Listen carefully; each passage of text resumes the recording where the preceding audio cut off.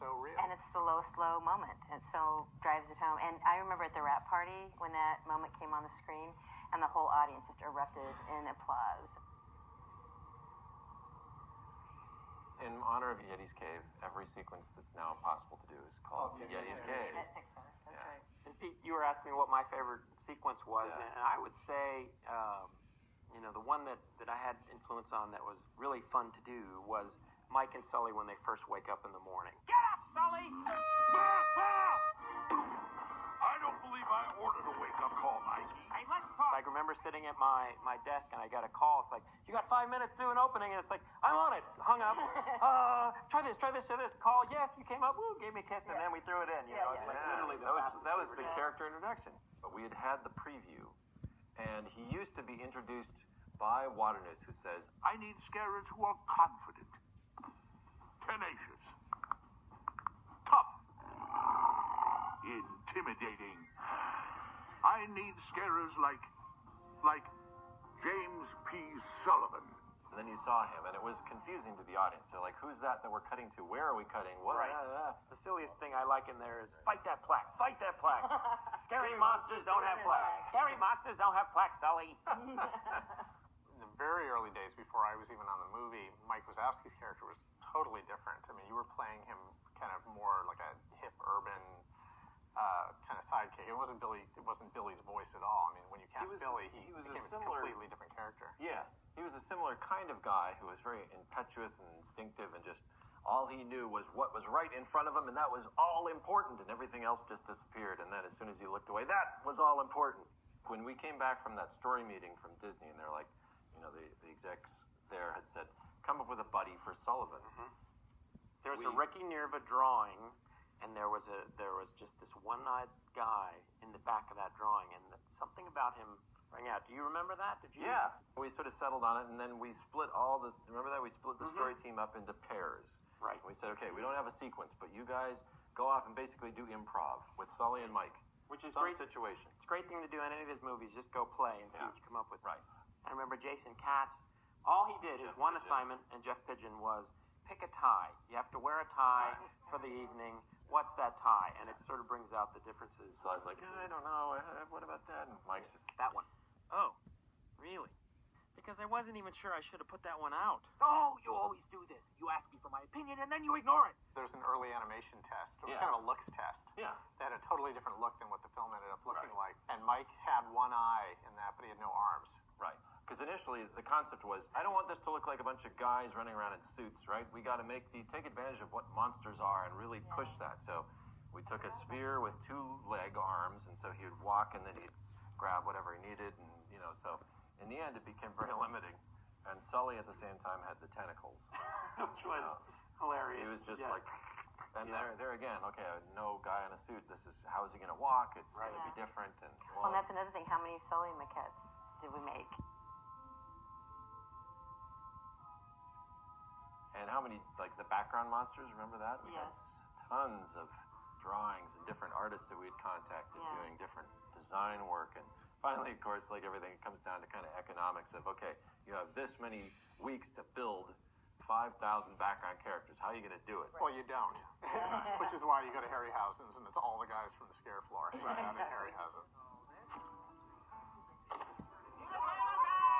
So how did you arrive at John Goodman and Billy Crystal? As we started talking about this scarer, who was this big tough guy, but sort of with a soft heart at the core, Goodman just sounded sort of like he had this weight to him and a strength.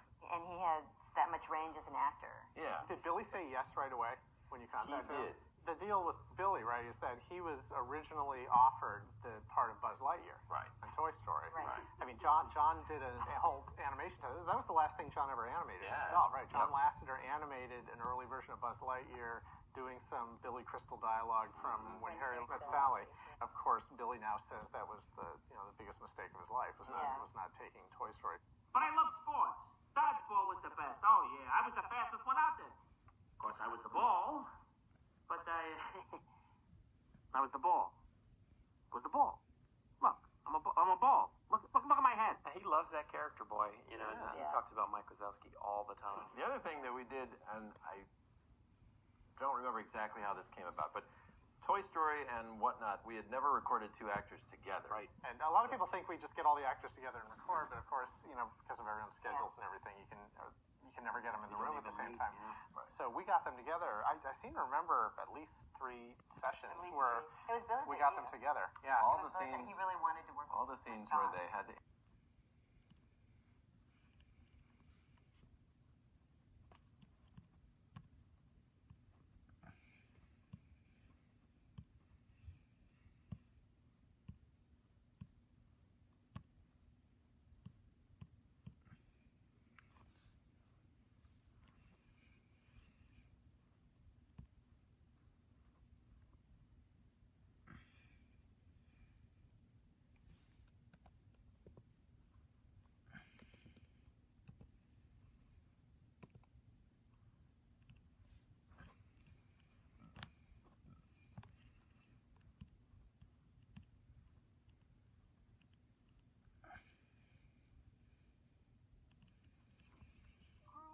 Or uncivil, or nasty, or least of all rude. So I'm politely and nicely requesting that you get off of my trunk, or I'll have to.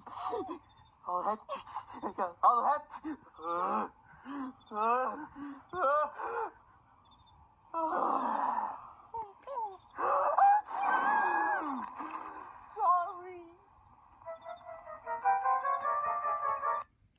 And I say what I mean. I'll get my egg from that rotten green bean. Don't wait for me. Pardon me. White load coming through.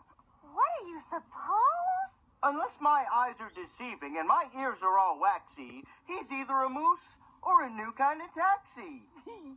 Come on, you guys. You don't want to miss it, right? This. I get weary and sick of trying. I'm tired of living and scared of dying. But old man River, he just keeps rolling on.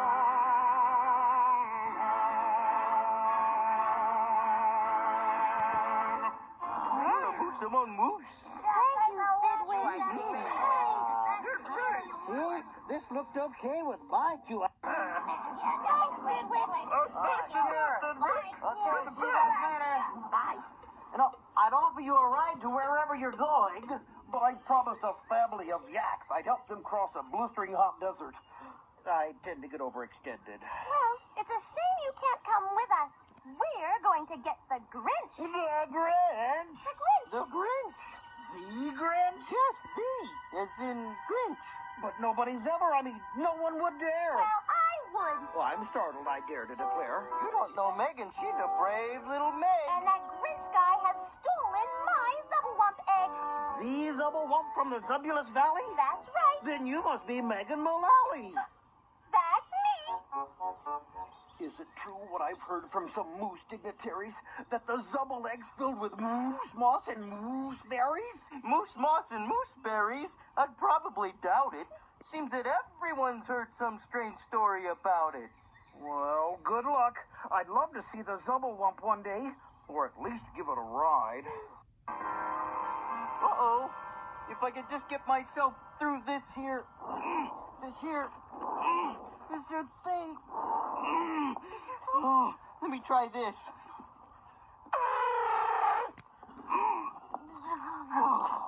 Oh, I know. Perhaps if I go on a very fast diet. That's not fast enough. Guess I'll have to try it. Meg, wait.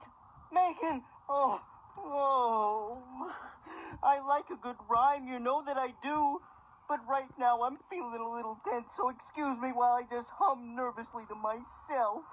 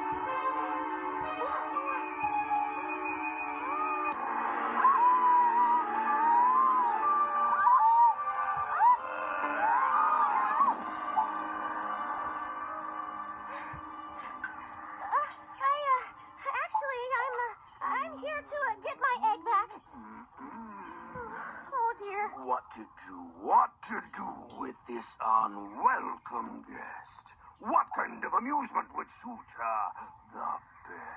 Well, actually, seeing my egg hatch would be nice. It's my egg, my very own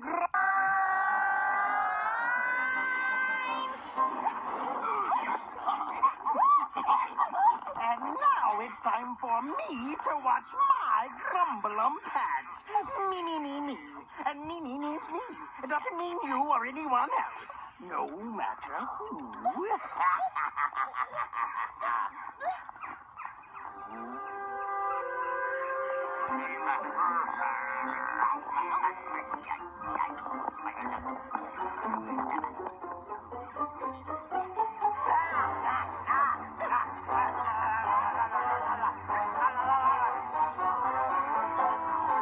You are so selfish.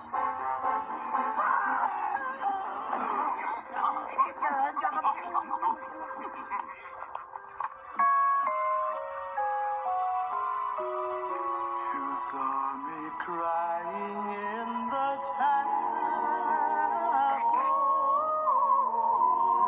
The tears I shed were tears of joy. I know the meaning of contentment. I am happy. Leave it to me! Leave it to me! I'll save you, Megan! Leave it to me! By the good name Mullally, I'm setting you free! Oh, I love a cold beverage. But I digress. On 4 legs. Here's what is on watch, patrolling the grounds, guarding the egg, making my rounds. I promised I would, and I wouldn't do less. Oh, I love a cold beverage. But I digress. Hey, where's that egg? You want to see this apple? Can't we just take a peek? Sorry? The Zubblewump egg is the private property of the Mullally family. That's my least favorite part of the job. I heard that it dances and rings like a bell. I hear there's Ruby. And gold in the shell. I heard those who touch it feel wonderfully warm. Well, I heard it's a breath mint. Guess I was misinformed. I heard it's heavy as a stone, but looks like a bubble. Hey, elephant, you know what's inside that zubble? Well, no, I'm not sure.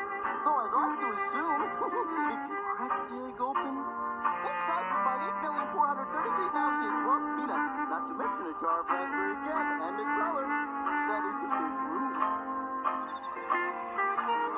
Now, it hatches just once every 82 years. Yes, and it's well worth the wait for your eyes and your Years.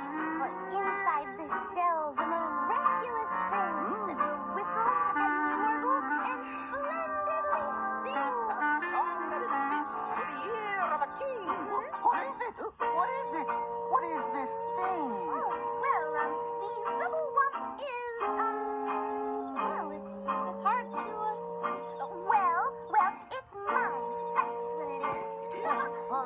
Say an elephant such as myself wanted to describe a Zubblewump.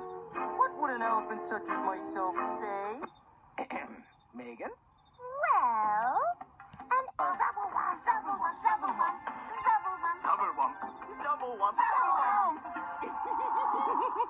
That Zubblewump sure sounds, Zubblewumptuous? Yes. Now, the night before the egg hatches, it has to soak up plenty of moonlight. So that's why I put the cage here on the windowsill.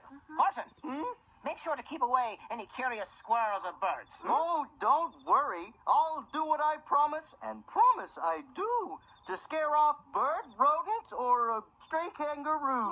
Now nothing will quiver or shiver or shake it. This egg's like my promise. Nothing will break it. I'll just sit on it. Oh, I thought maybe you wanted me to help hatch it. I've had some experience with that, you know. No. Just stand nearby, will you? Oh,